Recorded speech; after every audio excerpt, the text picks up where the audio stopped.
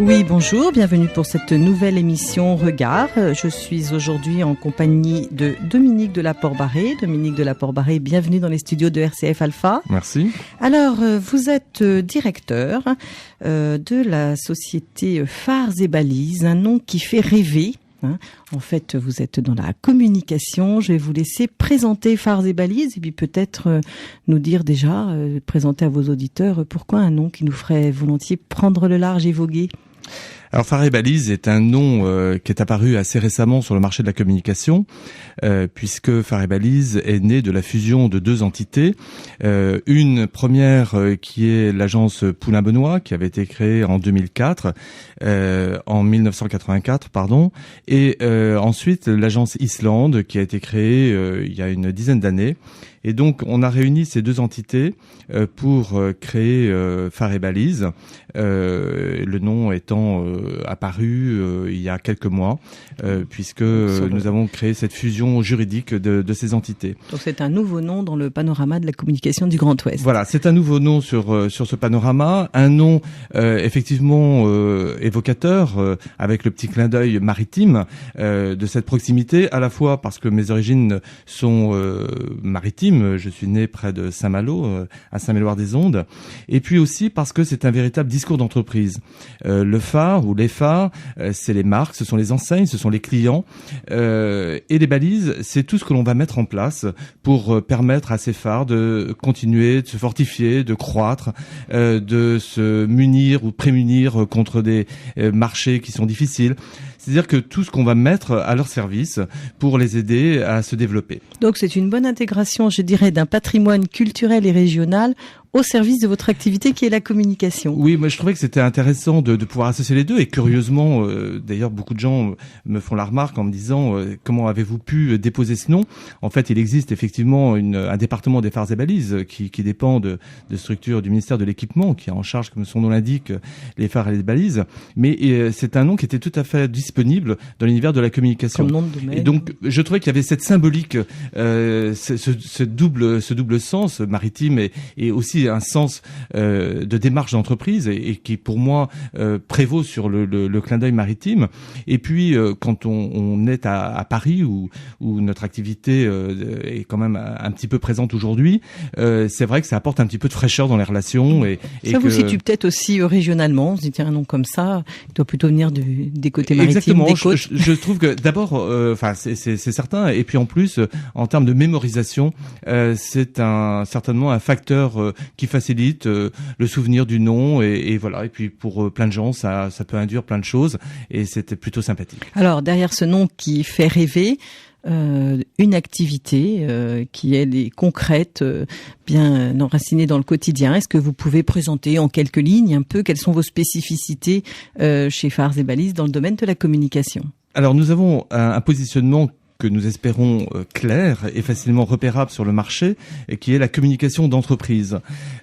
Il faut reconnaître que la communication est un vaste domaine qui regroupe des tas d'activités et je comprends parfaitement la difficulté que peuvent avoir les clients, ce qu'on appelle les annonceurs, à se repérer. Parce que finalement, cette revendication de la communication, elle est partagée par des tas d'entités.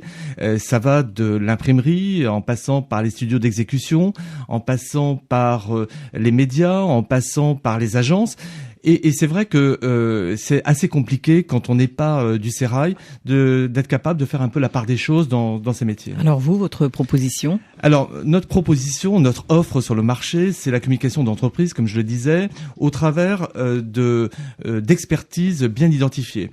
Deux majeures qui sont l'événementiel lié à tout ce qui touche à la vie interne ou à la vie de l'entreprise, comme les assemblées générales, les conventions, la mise en valeur ou les prises de parole de l'entreprise dans son univers, qu'il soit professionnel ou plus largement public, dans la société d'une façon générale.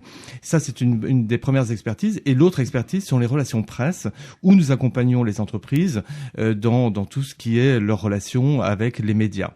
À côté de ça, nous avons développé des expertises sur la communication d'entreprises de publicitaire, mais d'entreprise vers entreprise, qu'on appelle dans notre jargon le business to business, sur des activités très très particulières. Et puis bien sûr de la communication interne, parce que une fois qu'on a cette connaissance de l'entreprise, il nous semble important d'être capable de développer des messages en interne et d'aider les chefs d'entreprise à développer ces messages. D'accord.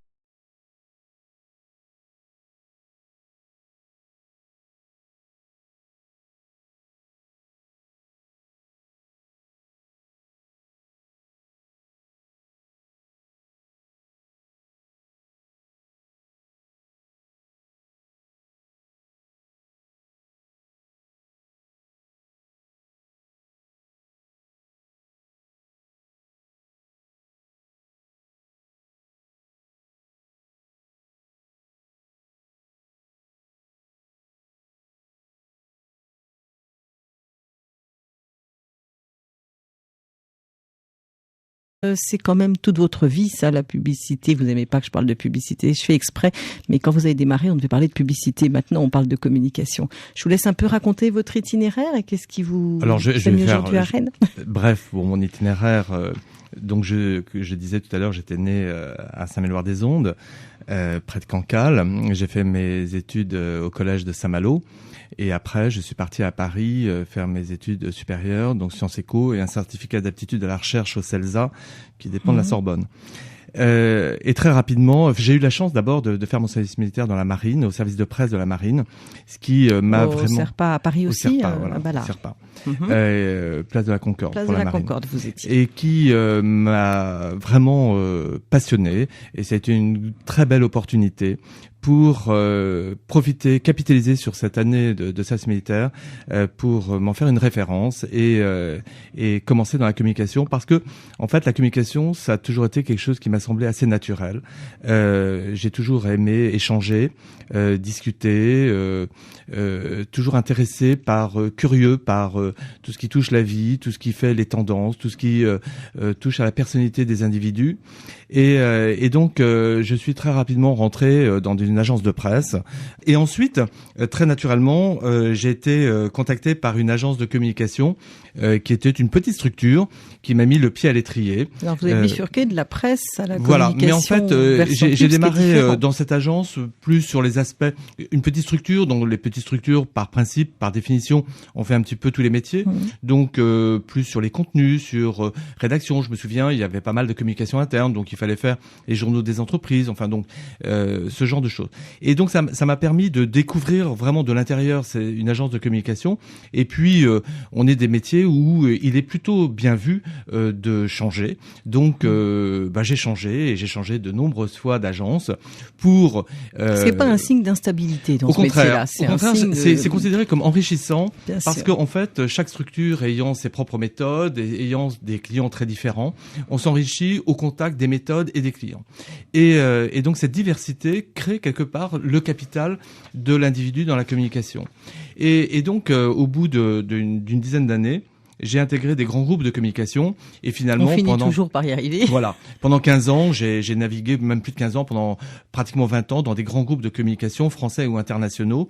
Et celui dans lequel je suis resté le plus longtemps est le groupe Publicis. Et donc j'ai passé 12 ans chez Publicis Paris, à l'Étoile, au-dessus du drugstore.